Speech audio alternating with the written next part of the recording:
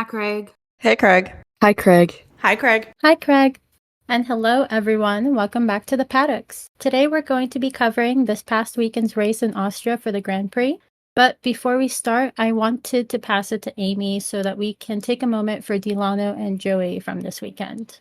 Thanks, Chels. So for those who may not have heard, we do want to bring up the crash and the subsequent death of 18-year-old Dutch driver Dilano van Hoff that happened on Saturday.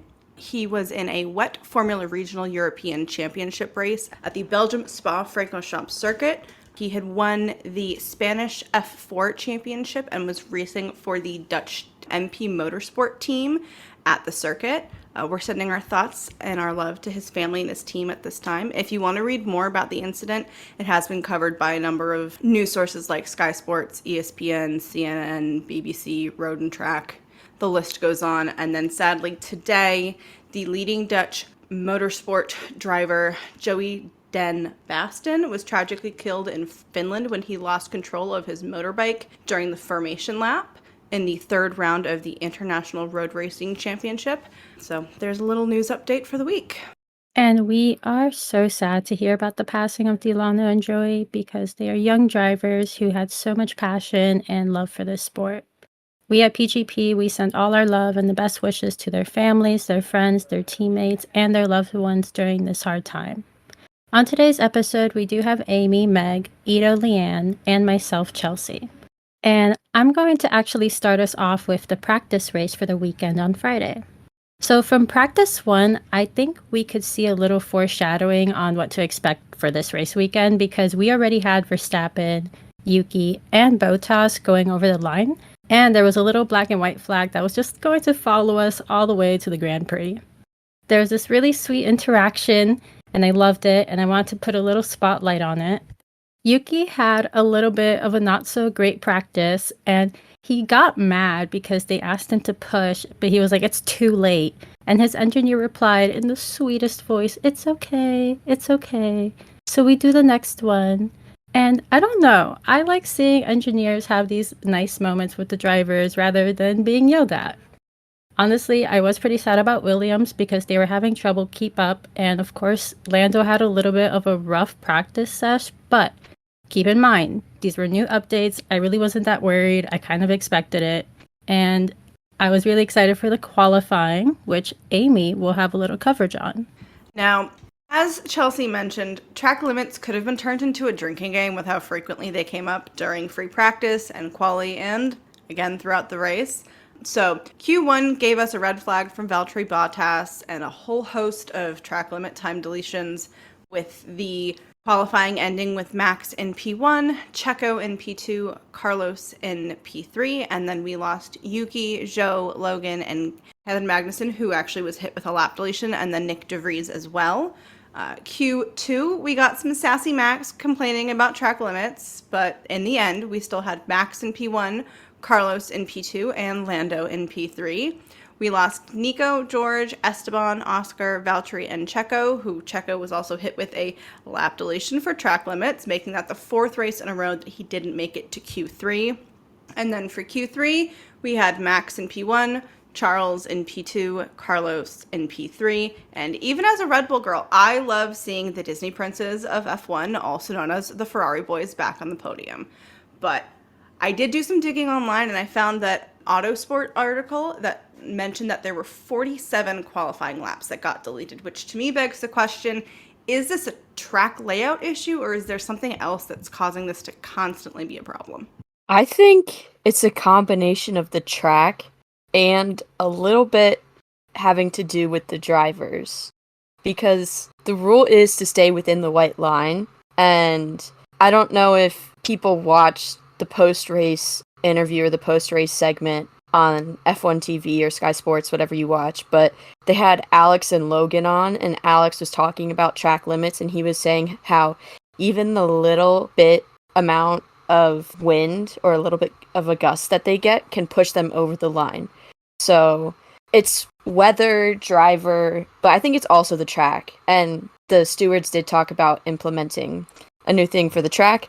But back to qualifying, I think Lando injects like Wiener Schnitzel in his veins when he comes to Austria because he's just on another level. And I know Austria suits the McLaren well and has in the past, and Lando does well there in the past. But like Chelsea said, he started practice in the first session in P20, which I also agree with Chelsea. It wasn't like that big of a surprise since they were kind of testing things out just to see things. And I think he only did like 17 or 18 laps or something in that session. So it's not really surprising at all. And then qualifying happens and he manages to put it up to P4. Like, that man is unstoppable. And then for the sprint shootout, he puts it in P3. And he also, during the race qualifying, he only went over track limits once. Which for him, that's pretty good because he normally does get a penalty or go over track limits at that track. So there was a moment during the qualifying. It was that when someone causes a red flag, they should either be disqualified or placed in the back of the grid for the Sunday start instead of keeping the position from before the red flag that they caused was announced. This is because we know sometimes drivers have caused a red flag on purpose during quali to keep that place that they're getting on the grid to start on Sunday. Now, honestly, I kind of agree with maybe adding some form of a rule, but then you have real accidents that we need to keep in mind of, like Botas, that would complicate that rule because it's like, how do you know they're doing it on purpose and how do you know they got in an accident? I 100% agree. I think a rule kind of like that would make total sense, but there's got to be some kind of checks and balances in place to be able to designate, was this purposeful? Was this literally just like a racing incident and shit happens? But I don't know. I mean, in Valtteri's case, I would have hated to see him be stuck at the back of the grid or that red flag. But there have definitely been times where I think it's deserved. Sorry, guys. I mean, yes, I totally get where you guys are coming from. I mean, some crashes or accidents or whatever you want to call them can be seen as, I just want to keep my position or keep X driver behind. Like some voices said of Charles's crash in Miami. But at the same time, where is that exact line? Like, there's so many moving parts and context to the whole situation that it's like, where do you draw the line and what are the exceptions, etc. So I feel like even if we were to implement such a rule, there's so much gray area that it couldn't be implemented. But I think that's the problem with the FIA right now. And I mean, we saw it today. Gray area is kind of kicking their butt. I mean, we'll talk about it later on as the episode goes, but this is something that maybe should be a gray area because of the past incidents and what's happened. And it's not like it's something that we're not really kind of aware of. We're aware of it happening. But I just thought that was interesting. A commenter said it and I was like, I feel like the girls might think something else about this. I don't want to talk about this forever because we did have some little pre-race fun. And Lando said something really cute that Meg wants to talk about. Yes. Although I love Oscar and I love the relationship between him and Lando, I love Lando and Daniel. The relationship that they had and the goofiness and the silliness that he brought out of Lando, it was just like chef's kisses. And I think Lando also helped Daniel through some tough times as well. But Lando said during the fan zone interview that they normally do that he gets his inspiration of smiling from Daniel, which I thought was so cute since everyone says Daniel has the biggest and best smile out of the whole entire grid. And they put a picture up of Lando from it was Barcelona when he qualified P3. And he was like, yeah, I learned from the best and I try to have a smile like him. So I just thought it was like one of the cutest things ever. And it made my heart happy. So before we jump into the race and talking about Daniel, I was watching the pre-show and I'm not sure if it was for the race or the quali, but I am so pumped because I got some answers for my Danny prediction with Alpha from our last convo. So Christian Horner did an interview during the pre-show and he finally spoke about Danny and the AlphaTauri rumors, and he acknowledged that Danny would be a great option.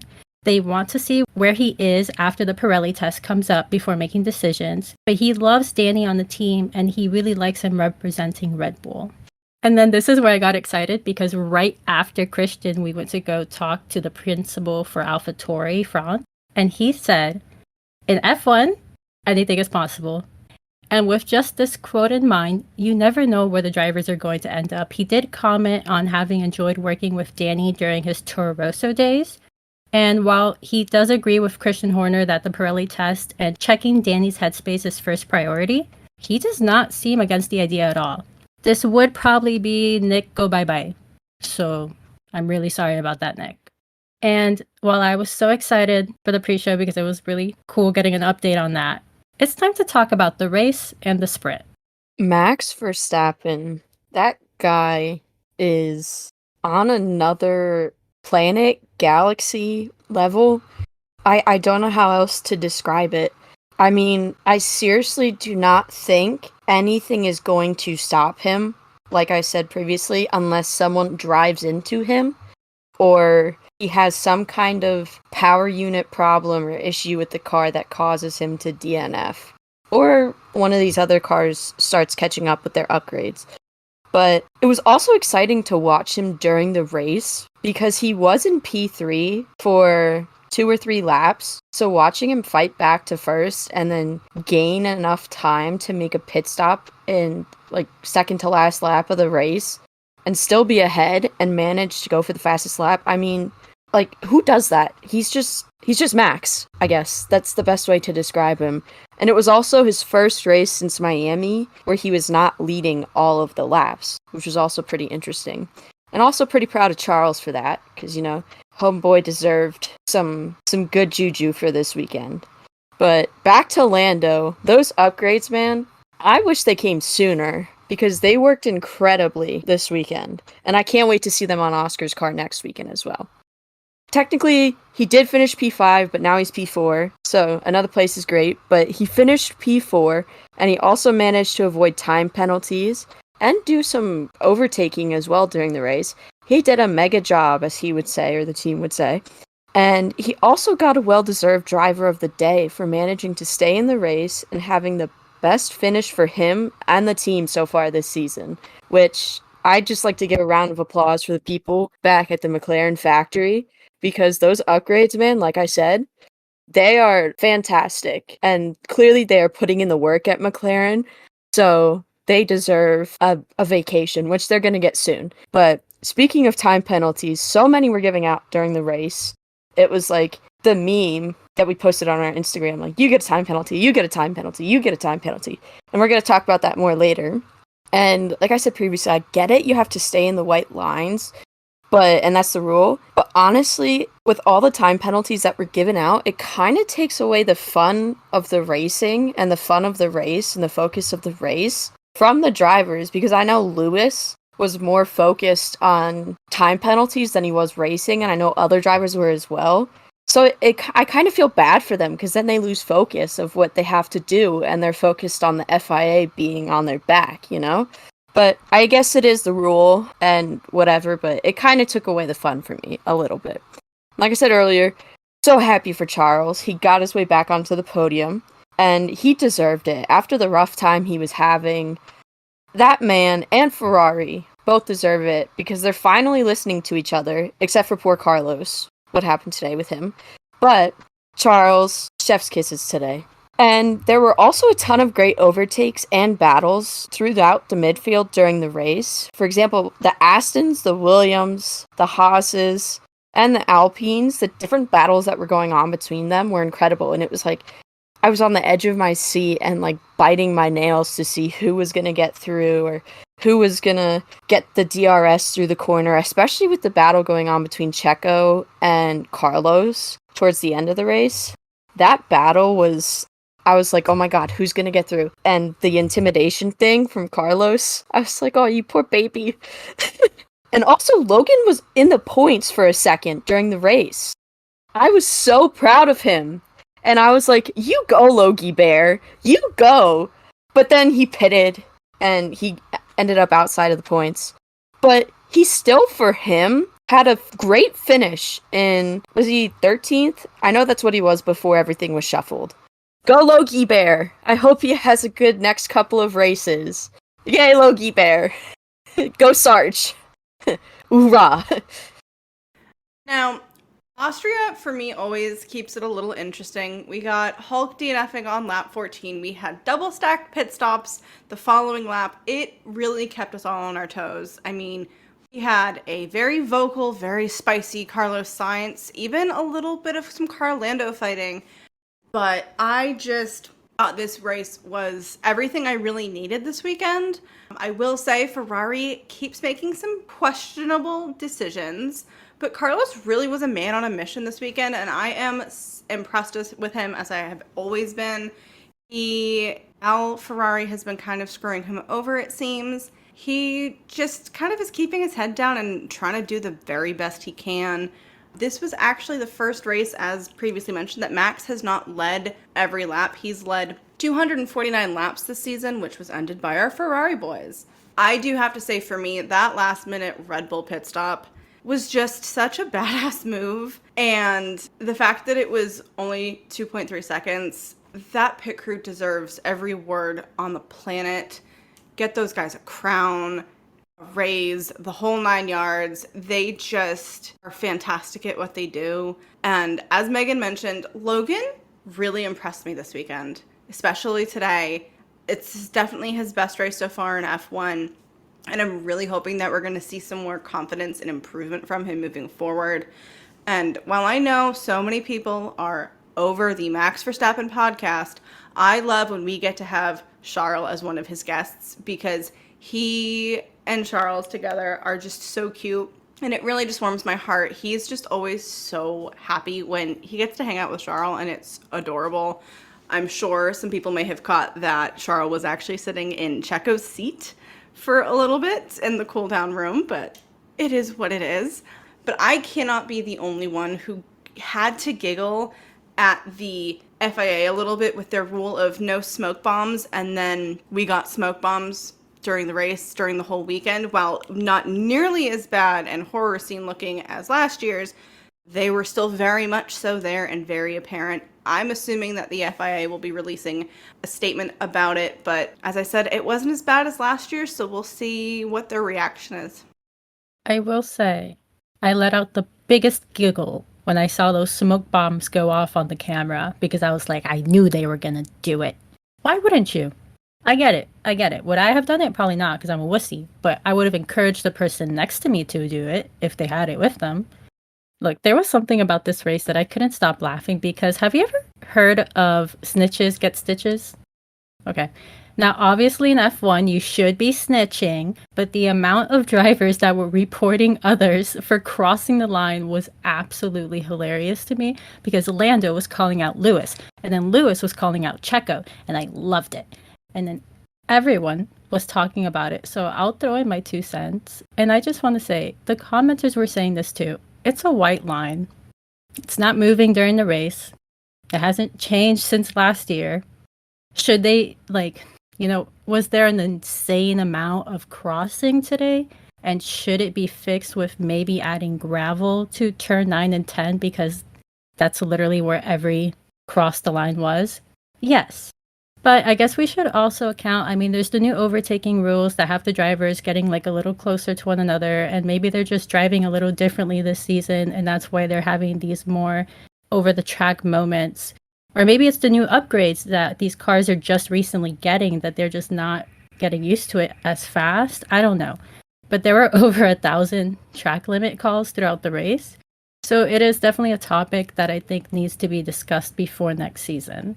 Also, we're going to talk about it again, because Max finally lost his record, like Meghan Amy mentioned. And I'm just so happy it was Charles in P1 and Carlos in P2 that made him sweat, even if it was just for a second, just a drop of sweat, and not because of the heat from sitting in front of his engine, nervous, just a little bit. Yeah, as everyone mentioned, I feel like this race, because so much happened, was the best this season had to offer so far. Well, not much happened at the front, I must say, because the Red Bull rocket was in the front. Charles did manage to steal the lead from Max.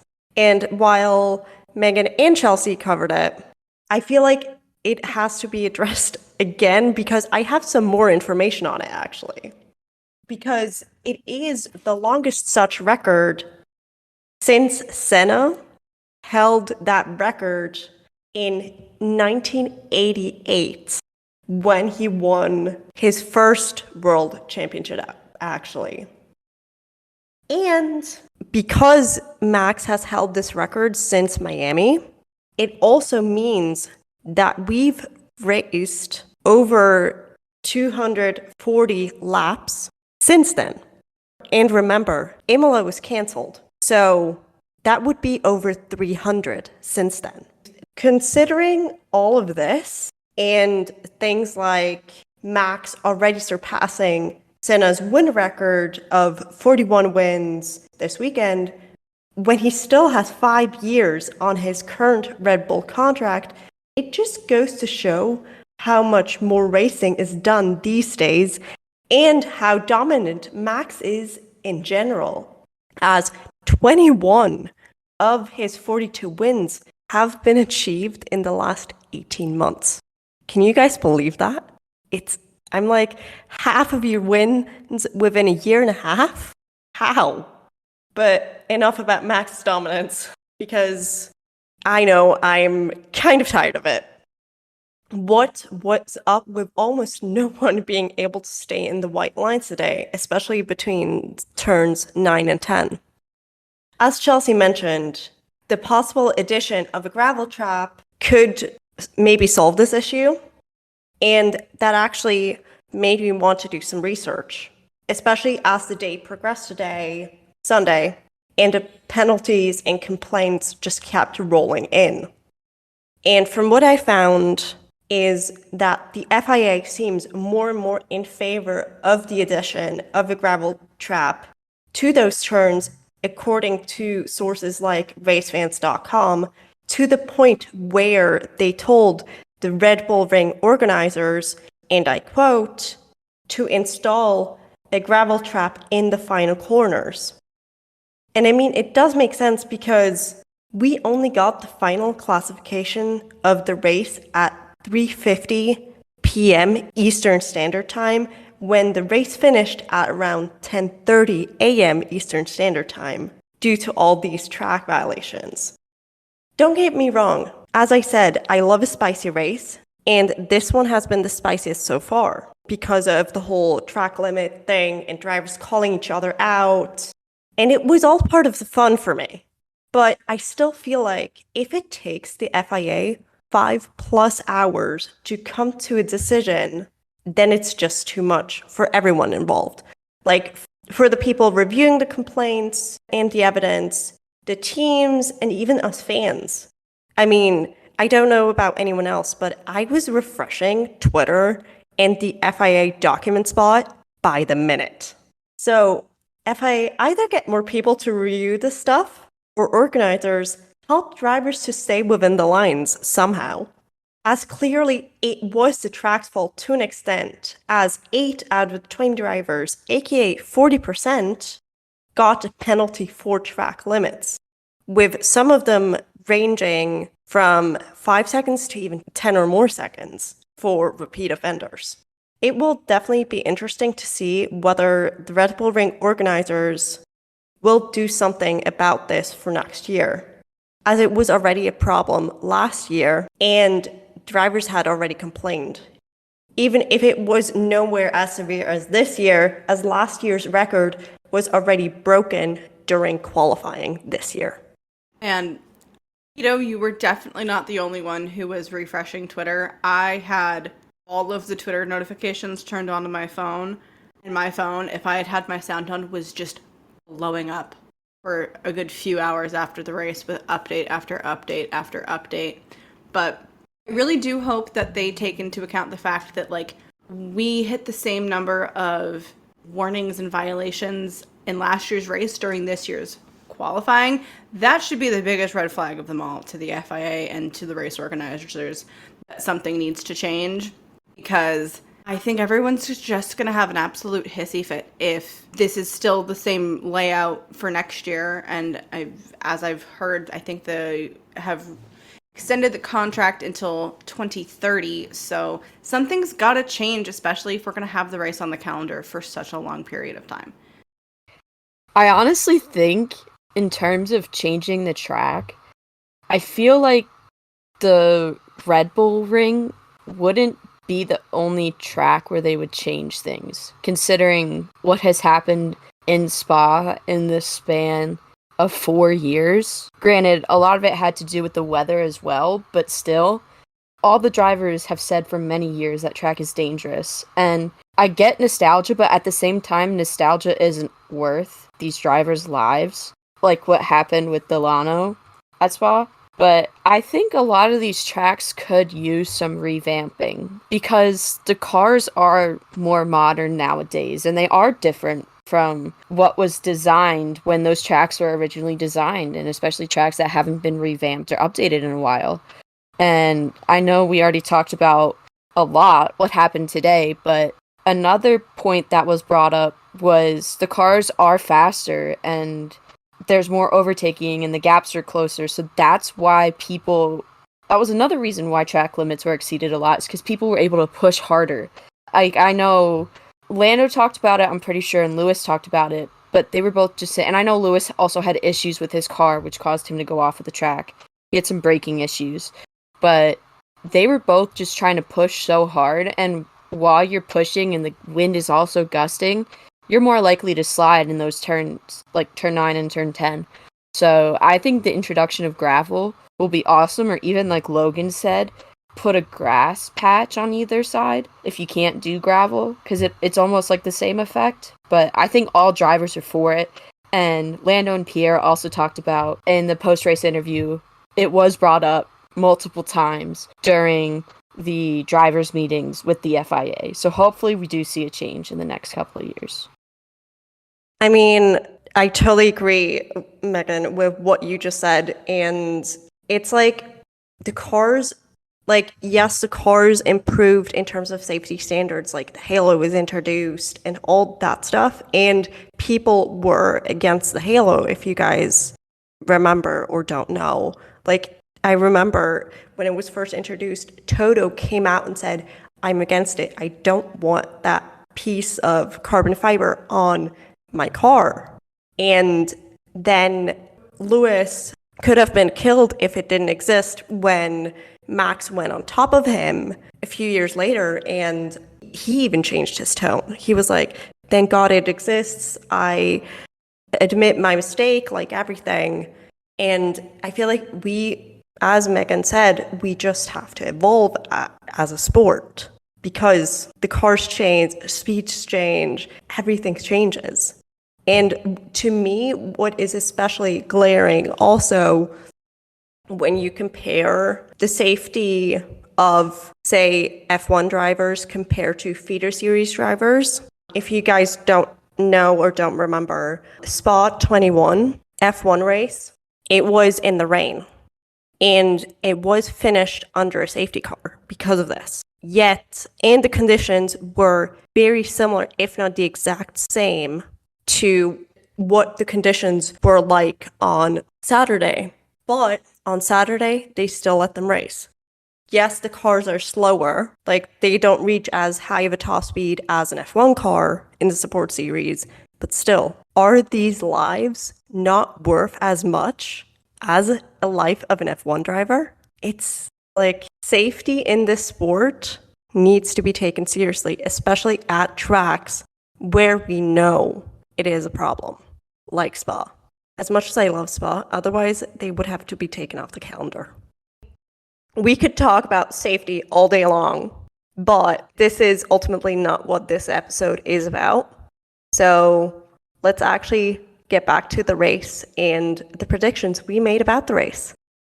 In terms of my predictions, I was pretty spot on. Well, I wasn't pretty. I was spot on with P1 and P2. I said Max would win and Charles would come P2.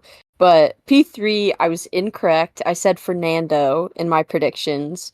And Checo ended up on the podium.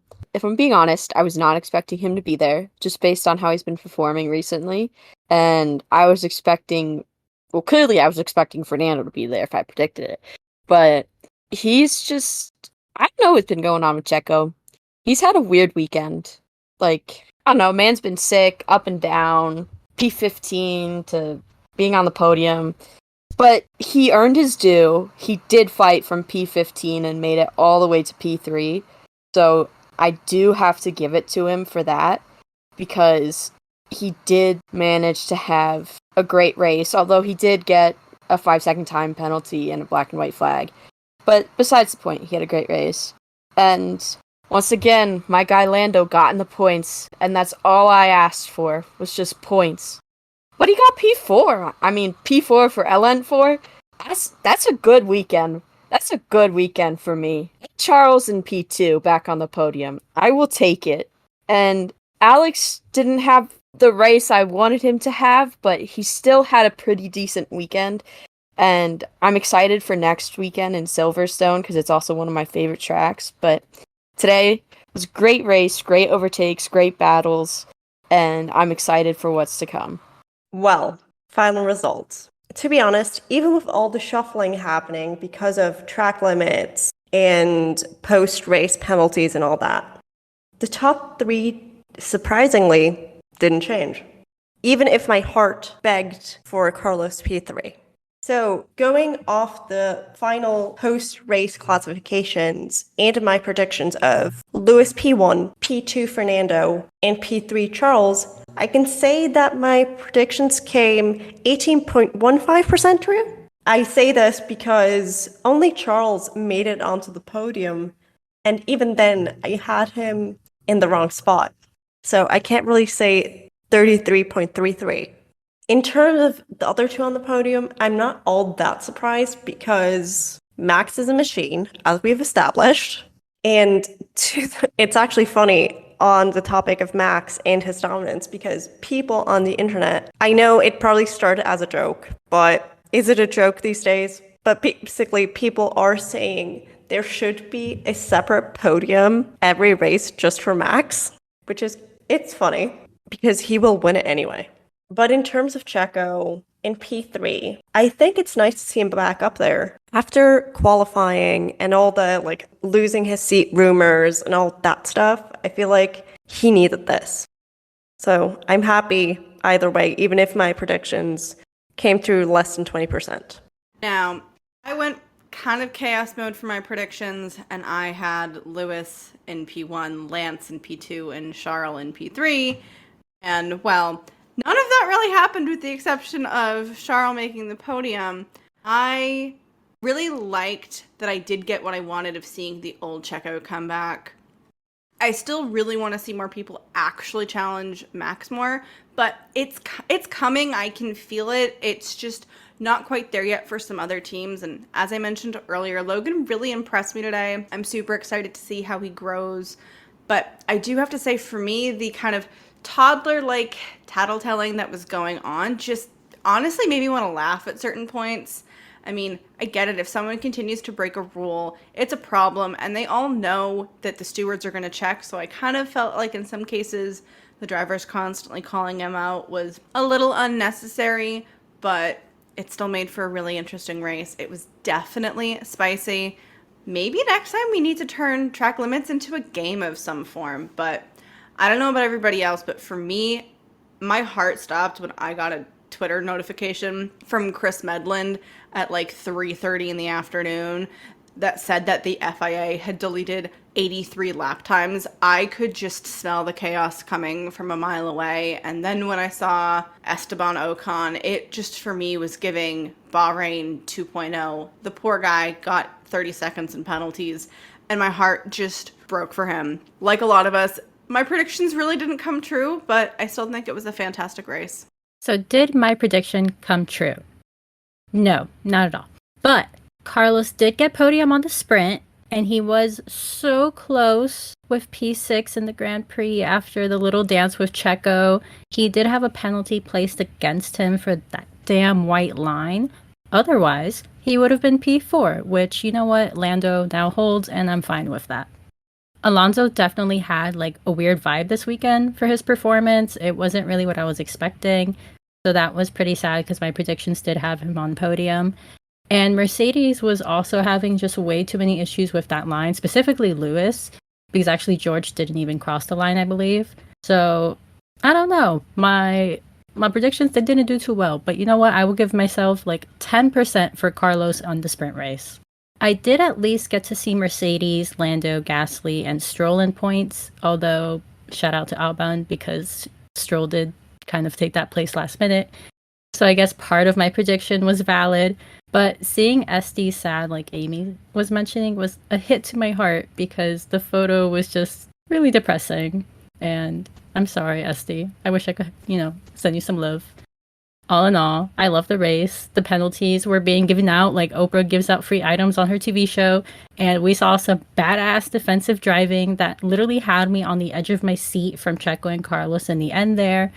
But also, I mean, come on, because Checo went from P15 and like quali to P3, and he was on the podium. And like, I am so sad to admit that the Red Bull driver impressed me this weekend, like dumb impressed me, because wasn't he sick? So that's even crazier. Like, this man was sick and was like, actually, I'm going to make sure Red Bull wants to keep me, and Danny gets sent to AlphaTauri. Now, I love the little celebrations of drivers. Lando's little yes. He was like, yes! When he heard his position, and Charles and Arthur celebrating was always sweet, and I think those are really the moments I love about F1 when we're watching the races. Now, I want to have a little gossip session with my favorite girls. I really hope I'm not alone. I can just sense a mid-season seat swap coming for Nick DeVries.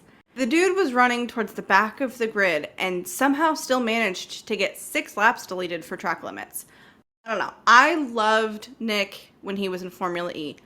He was fantastic when I was watching, but he's just not the same Nick that I loved watching when he was kicking ass in Formula E. I don't know what's going on. Only time will tell, but am I crazy in sensing that seat swap? I only wonder.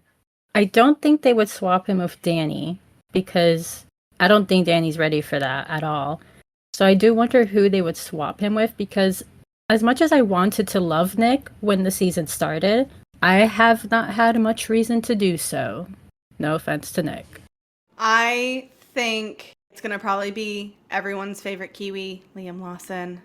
I don't know. I would love to see it. I think he's definitely proven himself. He's been kicking butt in Super Formula. He's just really consistent, and I think that's what they need to go with alongside Yuki. But if people haven't seen Nick DeVries drive in Formula E, there's some good clips online. He's got some talent. It's just something's not clicking for him in a Formula One car, or at least this particular Formula One car. Yeah, I mean, I have to agree with you guys. I loved Nick in Formula E, and even when he subbed in Monza for Alex last year, I was like, yes, you go. But then I was like, come on. I had him on my fantasy team for crying out loud at the beginning of the season. I was like, yes, this is going to go so well. But no.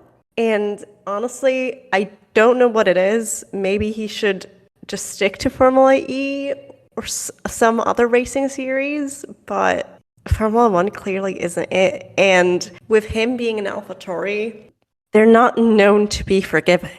So as much as I hate to say it, I do see a seat swap, but I question who, because isn't Super Formula season ramping up towards the end of the year instead of slowing down? So I don't even know whether I want to put my hat in the ring for Liam. I don't necessarily know who would replace him yet. I don't have my money on anyone. But to play devil's advocate, I'm not sure if AlphaTauris are the same as Red Bulls, but I do know Red Bulls can be harder to drive than some of the other cars on the grid. So is it necessarily him, or is it the fact that the car is hard to tangle with, considering he did one race in a Williams last year, and he managed to get it in the points. Whereas Nicholas Latifi, who had been at the team for 2 years, I don't even know if he did score a point. He may have scored 1 point in his time in Formula One. I don't think he scored any. But Nick DeVries came in for one race and scored a point in the Williams. So, do we think it's the car? Do we think it's him? I do think a mid-season swap is definitely possible. Like everyone has said, Red Bull is not forgiving, and they are pretty ruthless, but we'll see what happens. While we all know that Red Bulls can be notoriously difficult to drive, we haven't heard Yuki complaining about the AlphaTauri at all in terms of drivability. You haven't even heard Nick really say anything about the drivability of the car. So I do kind of have to question if it actually is the car, because I feel like if it was, both of them would be pretty vocal about it. I mean, Yuki's not one to shy away from sharing his opinion necessarily. So I think if there was an issue with the car's performance, that you'd hear about it. But I don't know, maybe it is the car and we're just crazy. I'm going to add in real quick about predictions, because my TikTok segment got P3 correct. So good job, TikTok. You finally did it. So I'm pretty excited about that one. Everything else was false. But you know what? We live and we learn. And next, we're going to jump right into our pre-outro, I think, with Meg talking about the possible love of her life. I don't know. Okay, I think that's a little extreme. He's not the love of my life. I don't see him like that. Okay, just to be clear, if you're listening, Lando, it's not like that, okay? Like I've said previously, you've helped me through a lot mentally. So it's definitely not that. I don't want you getting the wrong message here. No, in case anybody didn't realize, I like to press Meg's buttons at all times and break her at all times when we record. So thank you for letting me succeed. I don't even know how to respond to that. But I do love Lando, yes. But, like I said, it's different, okay? I'm not like those crazy girls on social media. But the driver of the week this week, we have my boy, my guy, LN4, Lando Norris, because he came from, I don't even know where I'd put him in the grid. He was doing okay for him. And then they get the upgrades on the car, and that man is zooming in a McLaren. Like, I haven't seen a McLaren battling with a Ferrari or a Mercedes or a Red Bull in a very long time. So to see him doing that, and to also see him so happy again, and see him get his smile back, like, I love that for him. And also, I loved his cute little message at the end of the race when he found out he got driver of the day. And he was like, "Aw, cute. It's because of all the papaya here." So I love how he has that running joke of the orange fans are papaya. And I don't know if anyone noticed, but he did a little wave to the camera on his car, which I also thought was really cute. But now we're going to take it home with LeAnne. We hope you really enjoyed this eventful Austrian GP. Oprah gave out all the penalties, even if we didn't want her to. Let us know if your race predictions were closer than ours. I mean, Meg currently is the winner on that, but we'll see. Did you expect all the penalties, or did you see any penalties that were missed? Let us on our socials at Paddock Girls Podcast on everywhere except for Twitter. She's at Paddock Girls Pod. Thanks for joining us in the paddock. We will see you next time. Bye, Craig. See ya, Craig. Bye, Craig. Bye, Craig. Bye, Craig.